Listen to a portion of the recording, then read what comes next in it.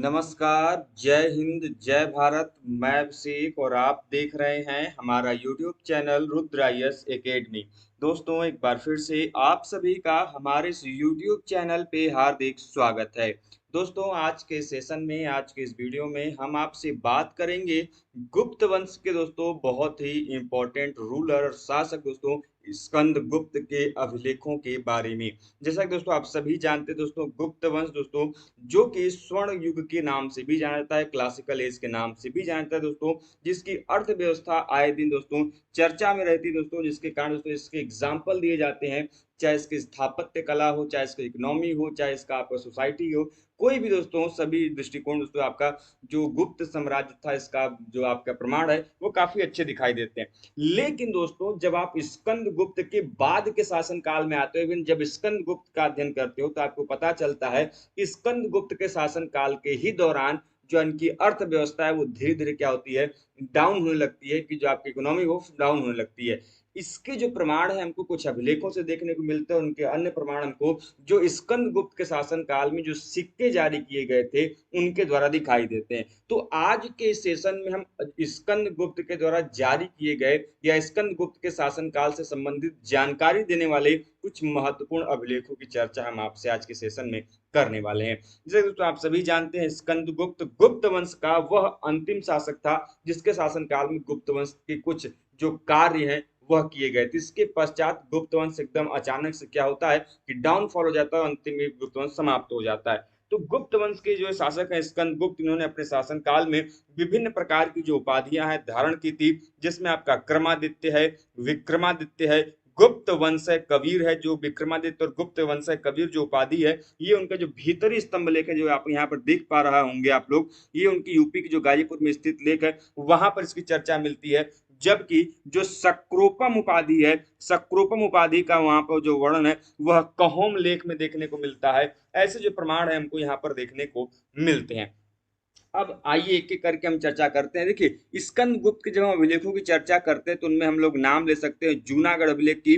दोस्तों जो आपका रुद्रदामन का जूनागढ़ अभिलेख है यह गुजरात के सौराष्ट्र का दोस्तों आपका इलाका है, वहां पर स्थित यह महत्वपूर्ण अभिलेख है जो कि सुदर्शन झील का भी उल्लेख करता है। और साथ में दोस्तों स्कंद गुप्त के बारे में भी दोस्तों इसके प्रमाण जो है देखने को मिलते हैं। अब इंपॉर्टेंट ये है दोस्तों कि इसके अलावा भी अन्य कई सारे अभिलेख है। इसमें आपका जो भीतरी स्तंभ लेख है दोस्तों आगे चर्चा करेंगे तो बताएंगे कि इसमें स्कंद गुप्त के शासन काल में हुए हूण आक्रमण की जानकारी देता है। इसके अलावा दोस्तों आपका कहोम लेख है, इंदौर का ताम्रपत्र लेख है, विहार का स्तंभ लेख है, सुपिया इंस्क्रिप्शन है और गढ़वा जो अभिलेख है दोस्तों, इन सभी शिलालेखों अभिलेखों से दोस्तों को स्कंद गुप्त के बारे में जानकारी प्राप्त होती है। तो क्या कुछ फैक्ट दोस्तों, आइए उनकी चर्चा करते हैं। सबसे पहले दोस्तों हम लोग बात करेंगे जूनागढ़ अभिलेख की, जूनागढ़ इंस्क्रिप्शन की। दोस्तों स्कंद गुप्त का सबसे महत्वपूर्ण दोस्तों सबसे पहला जो अभिलेख है दोस्तों जिसकी डेटिंग गुप्त संवत में 139 या फिर ईस्वी में बात करें तो 455 ईस्वी नापी गई है। दोस्तों आप सभी जानते हैं जो गुप्त संवत है ये 319 ईस्वी जो है दोस्तों आपके यह गुप्त संवत माना गया दोस्तों, आप सभी जानते हैं। और दोस्तों ये जो गुप्त संवत इस जूनागढ़ अभिलेख की जो डेटिंग आती है ये गुप्त संवत में 136 और ईस्वी में दोस्तों 455 इसका है। डेटिंग बड़ा इंपॉर्टेंट है क्रोनोलॉजिकल ऑर्डर को आपको सेट करने के लिए। इसमें दोस्तों जो यह जूनागढ़ अभिलेख है इसमें यह वर्णन मिलता है कि स्कंद गुप्त ने दोस्तों हूणों को परास्त करके जो सौराष्ट्र प्रांत है वहां पर जो पर्णदत्त है उनको अपना राज्यपाल नियुक्त किया था। तो आपके लिए क्वेश्चन यहाँ पर ये हो जाता है कि आखिर स्कंद गुप्त के शासन काल में सौराष्ट्र प्रांत का राज्यपाल किसे नियुक्त किया गया था। तो ध्यान रखिएगा जो पर्णदत्त हैं इन्हें जो है दोस्तों आपके राज्यपाल नियुक्त किया गया था। और इसमें दोस्तों जो गिरनार के पुरपति चक्रपालित दोस्तों इनके द्वारा सुदर्शन झील के बांध के पुनर्निर्माण का भी विवरण मिलता है। तो ये दूसरा क्वेश्चन यहां से राइज हो जाता है कि स्कंद गुप्त के शासन काल में सुदर्शन झील के बांध का पुनर्निर्माण किसके द्वारा कराया गया, जीर्णोद्धार किसके द्वारा कराया गया। तो ध्यान रखिएगा यह कराया गया चक्रपालित के द्वारा। यह नाम जो है बड़ा इंपॉर्टेंट है, आप लोग पर्णगुप्त को याद रखेंगे जिनको सौराष्ट्र प्रांत का राज्यपाल नियुक्त किया गया था, और चक्रपालित के द्वारा जो सुदर्शन झील के बांध है उसका पुनर्निर्माण कराया गया था। कारण ये था कि जो आपका यह जो सुदर्शन झील है जो कि मौर्य साम्राज्य में बना हुआ था, इस काल में आते आते भारी वर्षा कारण हैवी रेन की वजह से यह बांध टूट गया था, जिसके वजह से चक्रकाल के समय में इसको क्या किया गया, जीर्णोद्धार कराया गया। अब जब इसका जीर्णोद्धार चक्रपालित ने करा लिया तो इस उपलक्ष्य में यहाँ पर चक्रभृत जो कि भगवान विष्णु का मंदिर है उसका भी निर्माण कराया गया, जिसका कथन यहाँ पर देखने को मिलता है। ठीक है, तो इस चीज को ध्यान रखिएगा। और इसमें जो एक लेख है इसको भी आप ध्यान रखिएगा, गुप्त प्रकाल गुप्त वंश गणना विधाय, इसका भी वर्णन इसमें देखने को मिलता है।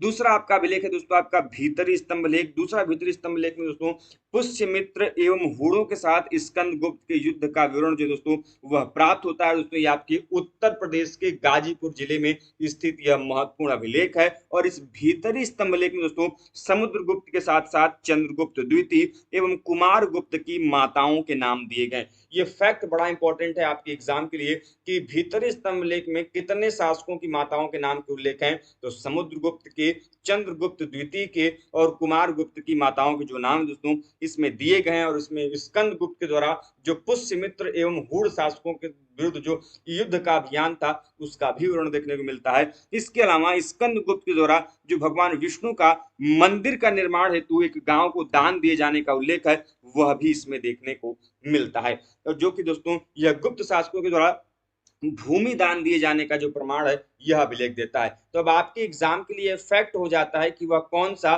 स्कंद गुप्त कालीन अभिलेख है जो कि भूमि दान देने का उल्लेख करता है, तो वह है आपका भीतरी स्तंभ लेख। इसके अलावा इस स्तंभ लेख में स्कंदगुप्त से संबंधित जीवन की कई सारी अन्य घटनाओं का भी विवरण हमको देखने को मिलता है। वहीं पर आगे बढ़ते दोस्तों तो जो बिहार स्तंभ लेख है दोस्तों, बिहार स्तंभ लेख में सौल्किक नामिक अधिकारी का भी वर्णन है। आपके एग्जाम के लिए महत्वपूर्ण है कि आखिर वह कौन सा अभिलेख है दोस्तों जो कि सौल्किक नामक अधिकारी का वर्णन करता है। दोस्तों जब आपको गुप्त प्रशासन पढ़ेंगे तो गुप्त प्रशासन के अंतर्गत विभिन्न प्रकार के दोस्तों आपके जो अधिकारी होते थे उनकी नियुक्ति की जाती थी विभिन्न कार्यों को संपादित करने के लिए। उन्हीं में से दोस्तों एक अधिकारी होता है दोस्तों आपका सौल्किक, जिसकी नियुक्ति दोस्तों अन्य प्रकार के जो कार्य हैं वहां पर करने के लिए किया जाता था दोस्तों। और सौल्किक की नियुक्ति का वर्णन दोस्तों जो है कि आपके इसी जो आपका अभिलेख है बिहार स्तंभ लेख, वहां पर इस प्रकार के जो प्रमाण है वह हमको दिखाई देते हैं। तो ऐसे जो क्वेश्चन दोस्तों आपके एग्जाम में लगातार पूछे जाते हैं कि कौन क्या है, कैसे है, कहाँ से क्वेश्चन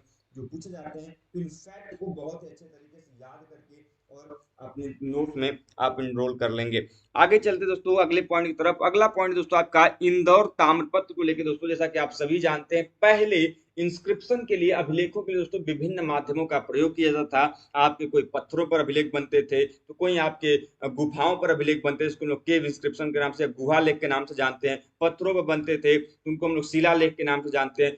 पिलर पे स्तंभ पे बनते थे तो उसको हम लोग स्तंभ लेख के नाम से जानते हैं। लेकिन जब हम वही चीज कॉपर प्लेट बनते थे तो उसको हम लोग ताम्रपत्र या फिर कॉपर प्लेट इंस्क्रिप्शन के नाम से जानते हैं। और ऐसा ही कॉपर पे बना हुआ जो इंस्क्रिप्शन है इंदौर ताम्रपत्र से प्राप्त हुआ है। और इसमें दोस्तों तेलियों की जो श्रेणी है दोस्तों उनका वर्णन मिलता है और उनके द्वारा दोस्तों स्थापित जो मांडास्यात में सूर्य मंदिर को दान दिए जाने का भी दोस्तों जो विवरण है इसके प्रमाण यहाँ से दिखाई देते हैं। और दोस्तों जो इंदौर ताम्रपत्र है उसकी जो डेटिंग है दोस्तों वह 146 गुप्त संवत, वहीं पर दोस्तों ईस्वी में निकालेंगे तो 465 ईस्वी दोस्तों इसका जो अंकन है यहाँ पर देखने को मिलता है। इसके अलावा दोस्तों इंदौर ताम्रपत्र में कुछ अन्य प्रमाण भी देखने को मिलते हैं। इसमें दोस्तों आपका जो क्षत्रिय हैं इनका भी विशेष उल्लेख देखने को मिलता है जो कि आपको ध्यान में रखना है। इसके अलावा दोस्तों लेख में जो सामवेद की दो शाखाएं हैं छांदोग्य एवं रामायणीय, इनका भी उल्लेख आपके इंदौर ताम्रपत्र में देखने को मिलता है, जिससे यह पता चलता है दोस्तों कि यह लेख में दान देने वाला दोस्तों जो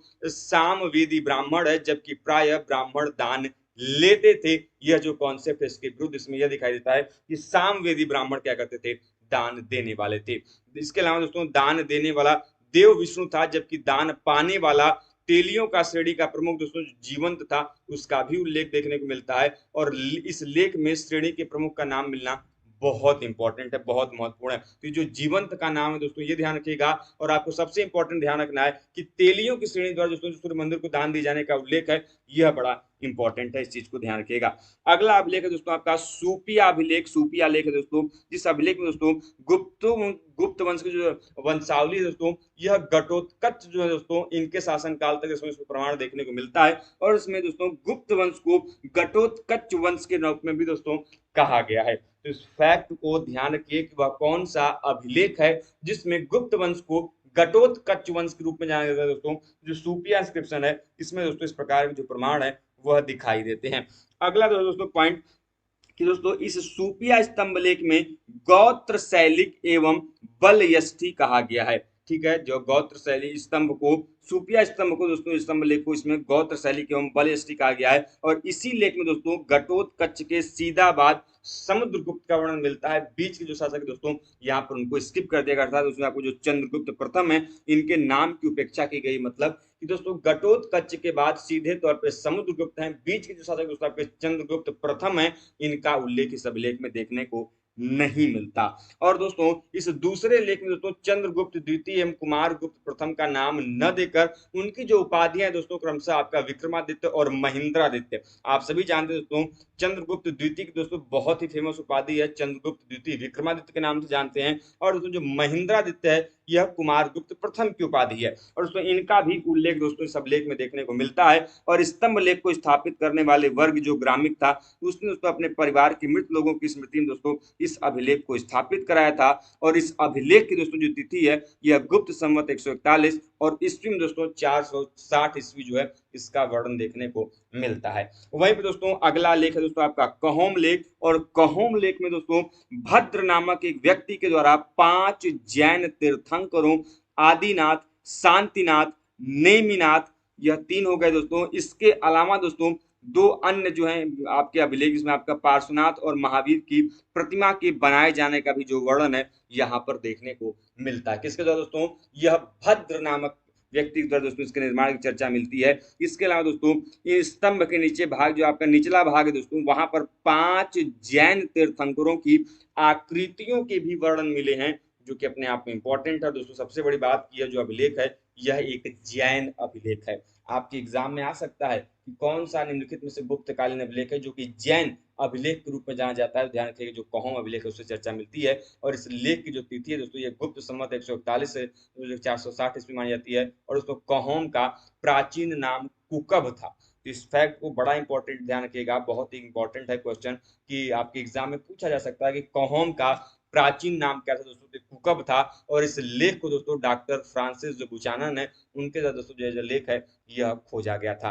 और दोस्तों आज के इनके अंतिम पॉइंट की तरफ चलते दोस्तों, जो गढ़वा लेख है इसकी जो डेटिंग है दोस्तों गुप्त संवत में 146 और ईस्वी में दोस्तों 467 ईस्वी निकल कर आती है। और ये दोस्तों गुप्त वंश के जो शासक स्कंद गुप्त हैं ये इनके शासनकाल का अंतिम अभिलेख माना जाता है। और दोस्तों इस गढ़वा लेख में चित्रकूट स्वामी श्री राम का, अनंत स्वामी विष्णु का और चित्रकूट स्वामी पाद राम की चरण पादुका का जो उल्लेख है इस गढ़वा अभिलेख में देखने को मिलता है। तो दोस्तों हम लोगों ने इस प्रकार से आज के इस छोटे से सेशन में, छोटे से इस वीडियो में हमने आपसे दोस्तों स्कंद गुप्त के जो अभिलेख थे उनके बारे में ब्रीफली दोस्तों संक्षिप्त में कुछ चर्चा की, इनके जो इंपॉर्टेंट फैक्ट्स थे आपके साथ शेयर किए। उम्मीद करते हैं दोस्तों कि आपको जो वीडियो है, जो आपको फैक्ट्स है वो समझ में आए होंगे, पसंद आए होंगे।